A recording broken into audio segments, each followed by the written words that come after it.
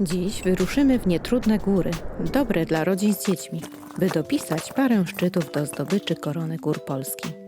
Każdy z nich zwieńczony jest wysoką wieżą widokową, więc potencjalnie widoki powinny być zacne. Choć bardziej sprawdzi się tutaj powiedzenie chodzę po górach, bo lubię mgłę. Wpleciemy też opowieści z pięknego zamku, który zrywa stwierdzeniem Śląsk, kraina umierających pałaców.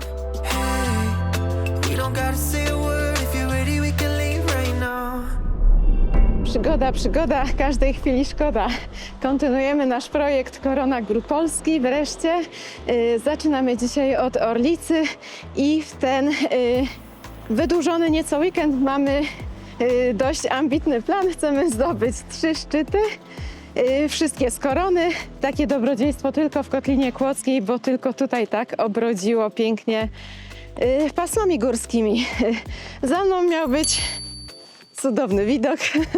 Na razie go nie ma, ale zobaczymy, co będzie dalej. Idziemy na szlak. Orlica ulokowała się w Górach Orlickich. Najczęściej wchodzi się na nią z Zieleńca. My jednak, skuszeni widokami, których niestety nie było, wybraliśmy parking pod Sołtysią Kopą, na słynnej autostradzie sudeckiej. Jest to szybka, niecała 2-kilometrowa trasa zielonym szlakiem, podobnie jak z Zieleńca. Z wszystkich odwiedzonych na tej wyprawie tras, ta podoba nam się najbardziej. Tylko początkowy fragment prowadzi poboczem. Gdy szlak wszedł do lasu, pięknie oszronione drzewa pokazały, jak zima potrafi być magiczna, nawet gdy słońce nie rozświetla kryształków lodu. Co ciekawe, pasmo gór orlickich w większości leży po stronie czeskiej i tylko mały północny skrawek należy do naszego kraju. Najwyższy jego wierzchołek w postaci Orlicy też leży po stronie sąsiada, ale zaledwie kilkadziesiąt metrów od granicy. Do niedawna jedyną atrakcją szczytu był ten obelisk upamiętniający wizytę Fryderyka Chopina, cesarza Józefa II z Habsburgów czy późniejszego amerykańskiego prezydenta Johna Adamsa. Niestety nie obrodziło tutaj widokami. Dlatego w 2021 roku stanęła tutaj wieża widokowa, która zdecydowanie podniosła walory tego miejsca i zachęciła turystów do częstszego odwiedzania. Podobnie zresztą jak nasza Silesianka na naszych terenach. Jest to projekt graniczny, który polega na stawianiu ciekawych wież i platform widokowych. Tutaj widoki normalnie są, dzisiaj niestety się skryły. Nie widać nawet tego, co można stąd zobaczyć. Wieża uatrakcyjnia szlak grzbietowy, którego elementy jeszcze na tej wyprawie zobaczymy.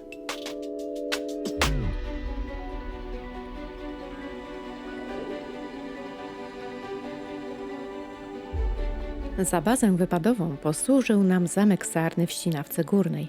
Jest on malowniczo położony w zachodniej części kotliny wśród wzgórz ścinawskich. Całość stanowi niesamowity kompleks. Co prawda, wymaga jeszcze sporo pracy, ale i niesie ogromny potencjał. Urzekło nas to miejsce. Nocowaliśmy w odremontowanych już zabudowaniach folwarcznych. Nasyłam się na coś safy, bo się otwierała, jakby był kangur. Sprawdziliśmy. Ducha nie było, więc bez obaw możecie przyjeżdżać. Najstarsza część zamku jest aktualnie remontowana, po latach wystawiania go na pastwę losu. Kompleks ma średniowieczne korzenie, kiedy to wybudowano wieżę rycerską. Jego większa kariera rozpoczęła się w XVI wieku, kiedy stanął tu renesansowy dwór z fortyfikacjami. Ale prawdziwy rozkwit wiąże się z rodziną Getzen. Rozbudowała ona budowlę do pięknego pałacu, będącego rodową siedzibą. Wówczas była to jedna z najbardziej okazałych rezydencji na ziemi kłodzkiej. W XVIII wieku dobudowano tutaj kaplicę i właśnie w niej się znajdujemy. Ozdabiają ją piękne barokowe polichromie, a w kaplicy aktualnie trwa remont. Na tym zamku urodził się Gustav Adolf von Getzen, postać będąca złą kartą rodziny.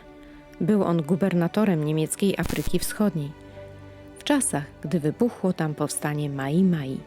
Brutalnie je stłumił, grzebiąc nawet 300 000 Afrykańczyków. Ginęli oni głównie z powodu wywołanego głodu, bo niemiecka armia paliła domy i pola. Wojsko niemieckie straciło tylko 404 żołnierzy.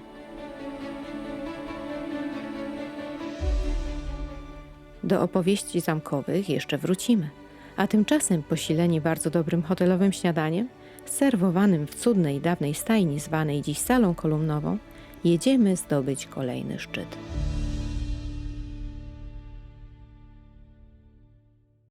Ruszyliśmy dzisiaj na szlak czerwony na Wielką Sowę, to kolejny szczyt Korony. Szczyty wszystkie, które zdobywamy tym razem, idealnie nadają się na rodzinne wędrówki, bo są łatwe, dość przyjemne. Także dzisiaj z nami wędruje Amelka i reszta ekipy. Przed chwilą turyści nazwali nas desperatami, bo pogoda jest kiepska, ale myślę, że damy radę, nie ma wcale źle, nie pada. Raczki mamy, bo wszystko jest oblodzone, ale myślę, że i tak będzie fajnie. Wejście na najwyższy szczyt gór Sowich można zacząć od przełęczy Sokola. Samochód zostawiliśmy na płatnym parkingu o wątpliwym stanie utrzymania. Można też podjechać pół kilometra wyżej, pod schronisko Orzeł. Tu również jest parking płatny, ale znacznie mniejszy. Podjazd jest stromy, po betonowych płytach. Po zdobyciu szczytu wstąpiliśmy do tego schroniska na dobre placki i krążki cebulowe. A jakże smaczna była gorąca czekolada. Spod schroniska szlak prowadzi przez przyjemny, niezbyt gęsty las, łagodnie się wznosząc.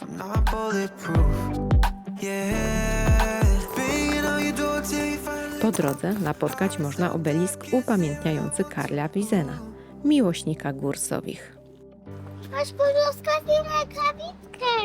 Jeśli poznajesz, to wiesz już, gdzie jest. Szlak przecina jeszcze jedno schronisko. To Sowa, stare drewniane schronisko, które musiało kiedyś być bardzo piękne. Dziś, już naruszone trochę zębem czasu, jest nieczynne z powodu remontu. Po dotarciu na szczyt ukazuje się murowana wieża widokowa, zwana wieżą Bismarcka. Wiele takich wież powstało na Dolnym Śląsku na przełomie XIX i XX wieku. Co ciekawe, na świecie wybudowano około 240 takich budowli. Wieża poza sezonem letnim czynna jest tylko w weekendy i jest darmowa. Widoki z wieży są ponoć bardzo piękne. Wierzymy na słowo. Widać stąd Ślęże, masyw śnieżnika, a przy idealnej pogodzie również Śnieżkę. Na szczycie stoją wiaty, w których miło paliło się ognisko i piekły się kiełbaski oraz chleb. Przyjemny sposób na rozgrzanie się zimą. To też chętnych nie brakowało. Jest też kaplica i minibar oraz pomnik Sowy. Wszystko w dość chaotycznej zabudowie. Była też inna rękawiczka. Kto z nas jeszcze żadnej nie zgubił?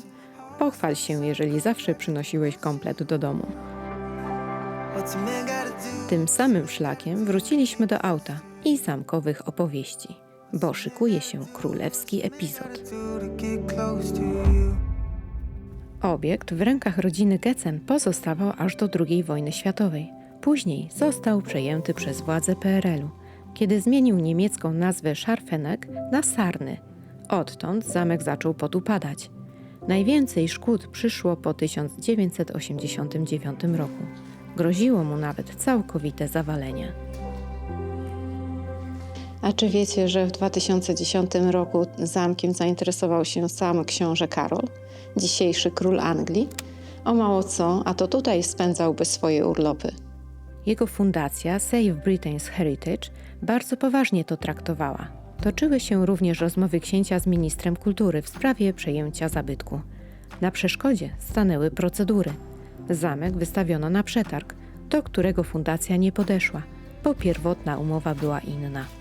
Z czasem cały kompleks wykupił prywatny inwestor, który już 10 lat usilnie stara się przywrócić te mury do życia.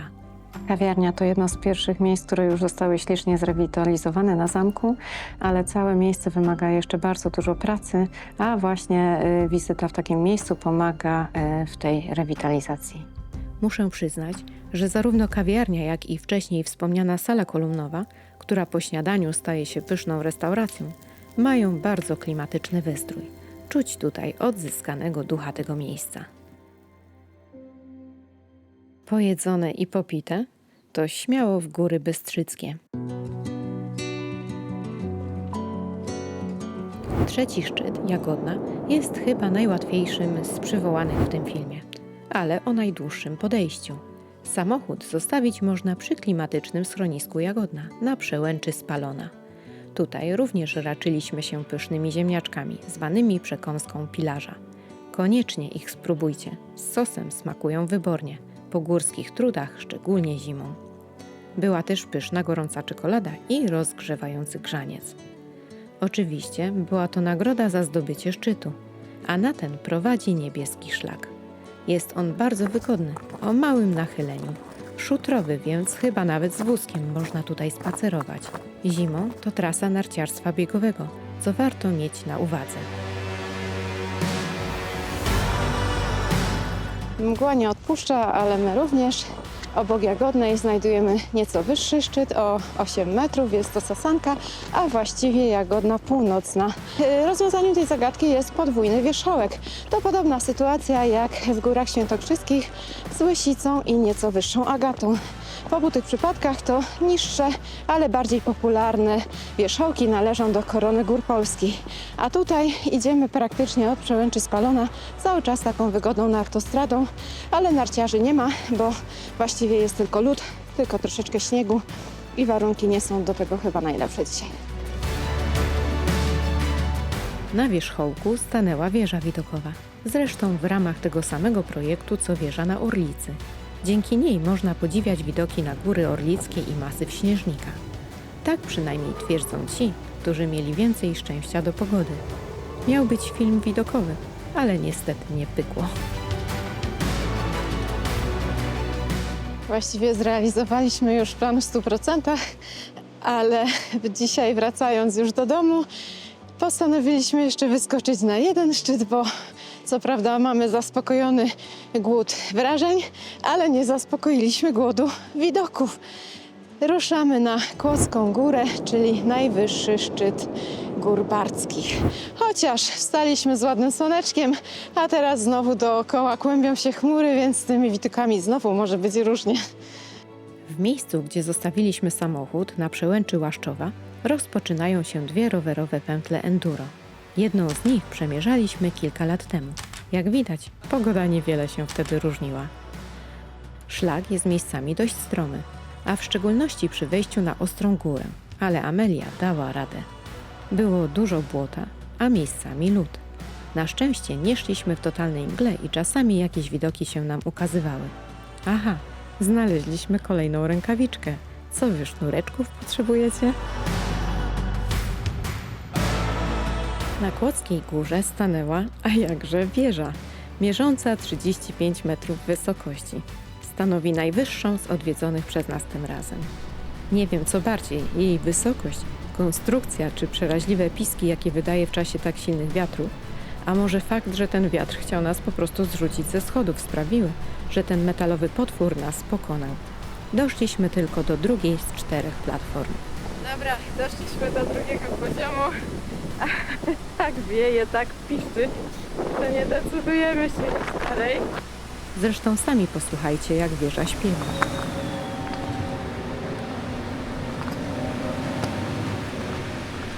Na niższych piętrach widoki i tak już były piękne, w sumie najlepsze na naszym wyjeździe. Dokładnie rzecz ujmując, jedyne. Coś mamy pecha do Kotliny Kłodzkiej, bo nasz poprzedni wyjazd, wtedy w masyw Śnieżnika, też wiązał się z mleczną klątwą, choć zakończył się cudną aurą. Tym razem jej zabrakło, mimo wszystko góry wciąż kochamy i Was również zachęcamy. Pozdrawiamy.